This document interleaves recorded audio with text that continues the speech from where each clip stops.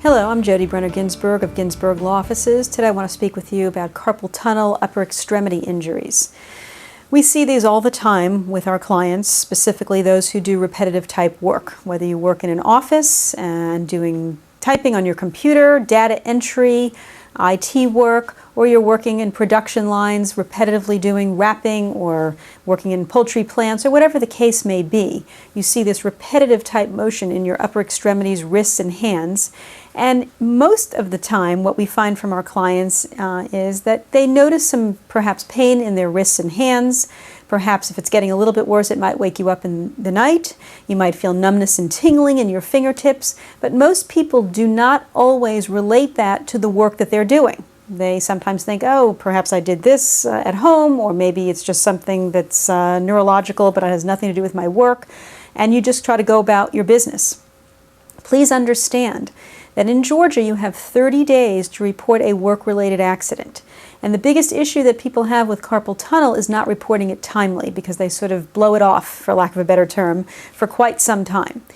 When you notice that you're having pain in your wrists or hands or numbness or tingling, or your hands are going to sleep during the day if they're sitting in your lap, or at night you wake up several nights in a row with numbness and tingling and you have pain because of the work you're doing, please report it to your supervisor. You can do yourself no harm by doing that as far as your workers' compensation claim is concerned. I realize that some people are worried that if they report an injury at work, it's going to jeopardize their job. The fact of the matter is that carpal tunnel problem is not going to get any better by you continuously performing your repetitive work and not getting any medical treatment. So really you don't have much of a choice under workers' comp than to report it timely and seek the proper medical care. Now, what we're seeing a lot of times lately are doctors who want to try to figure out a way, the workers' comp doctors, that this workers' comp problem is not because of your work. They'll come up with any reason they possibly can to say it is not due to your work. Don't let that happen. If you do repetitive work, or even if you've been in a car accident on work time, a lot of times the trauma that you have if you're holding the steering wheel and you snap your wrists can result in carpal tunnel.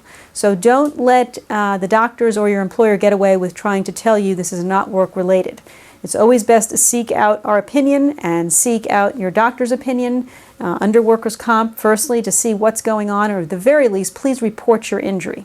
The other thing you need to be mindful of, depending on the type of work you do, is sometimes the numbness and tingling or the pain that's running down your arm might even be coming from your neck. A lot of folks who do repetitive work may have carpal tunnel, but they also may have a neck issue, meaning a disc may be going bad in your neck. So we always like to talk about where is that pain stemming from. Is it stemming from the wrists and the wrists coming down to the hand, or is it actually stemming from the neck and radiating down through? So we'll always be asking lots of questions, as you should, and you should make it your business to report your injury timely. As I said, in Georgia, it's a 30-day notice to your employer. It's got to be your supervisor or manager that gets a report from you about the pain that you're having in your arms and hands. If you'd like to speak further about it, please call me at 770-351-0801.